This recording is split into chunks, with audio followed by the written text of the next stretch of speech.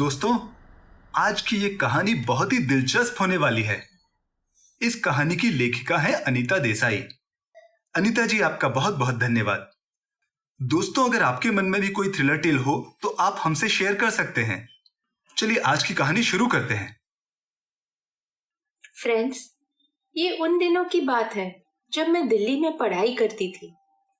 LSR college में मेरे exams खत्म हो गए थे और दिवाली की छुट्टियां शुरू हो गई थी।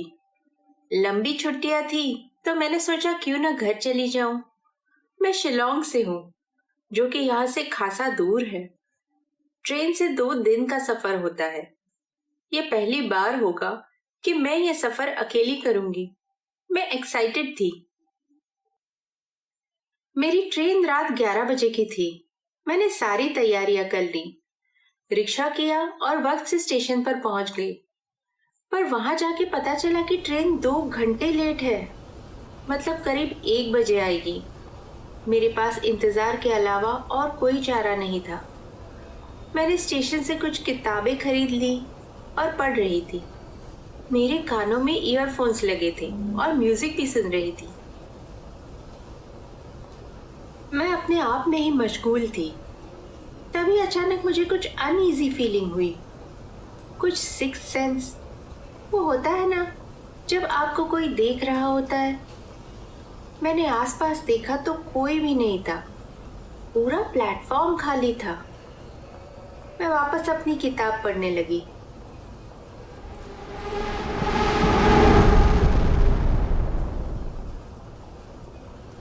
तभी मेरे कंधे पे किसी ने हाथ रखा। मैं एकदम से घबरा के उठी।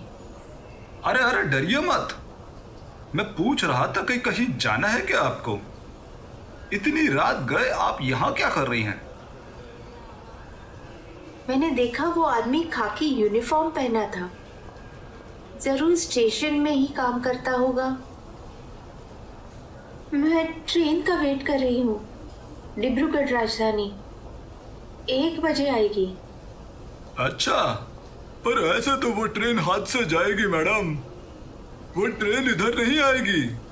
वो ट्रेन तो प्लेटफॉर्म नंबर 13 पे आती है।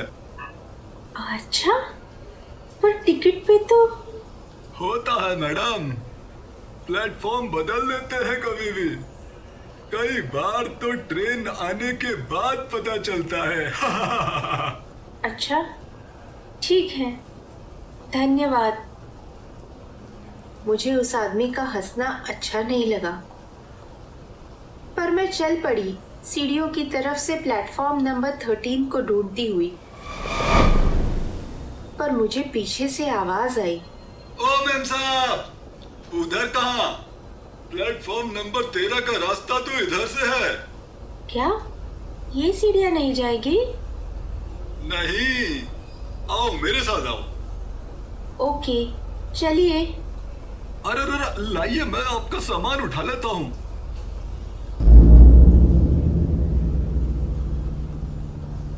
उसने मेरा सामान मेरे हाथ से ले लिया। तब उसका हाथ मेरे हाथ से छुआ। मुझे उसका हाथ बहुत ठंडा सा लगा। ट्रेन की गड़बड़ी में मेरा ध्यान नहीं गया और मैं उसके साथ चलने लगी। वो आगे आगे, मैं पीछे पीछे।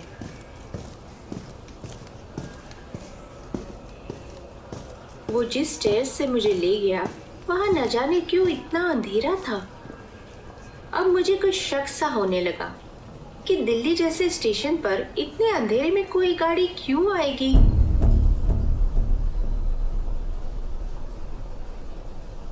अरे भैया, पक्का यही है ना रास्ता प्लेटफॉर्म 13 का?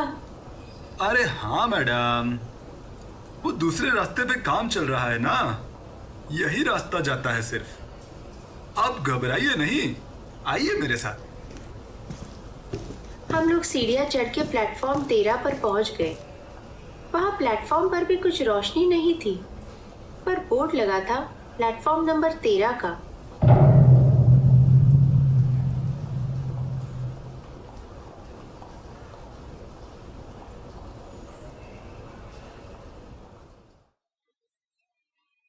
भैया, क्या करती है आप? सारी दुनिया का बोझ हम उठाते हैं। कुली हूं मेम साहब, सब करना पड़ता है पापी पेट के लिए। लीजिए आपकी संदूक, और आप बिल्कुल घबराइए मत, मैं आपके साथ ही हूं। मैंने उससे अपना बैग लिया और ट्रेन का वेट करने लगी। मैंने देखा कि इस प्लेटफॉर्म पर भी मेरे सिवा और कोई नहीं था।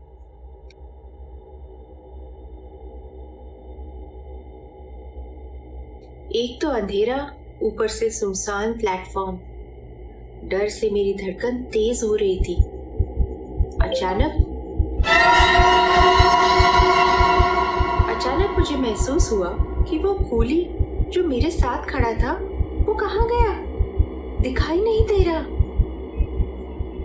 अरे बाप रे, ये कहाँ चला गया? अभी तो बोला था कि मैं आपके साथ ही हूँ। मेरी डर से जान निकल रही थी कि तभी प्लेटफॉर्म की लाइट्स जलने लगी। कुछ रोशनी हुई तो जान में जान आई, पर मेरा जोश जल्दी ही हवा हो गया। जब वो लाइट्स अजीब तरीके से फ्लिकर करने लगी, तभी मुझे वो आदमी दिखा। वो कूली पास में ही खड़ा था। उसके सर के ऊपर जब लाइट चमकी तो मुझे उसका चेहरा दिखाई दिया और मैं उसका फेस देखकर जम सी गई।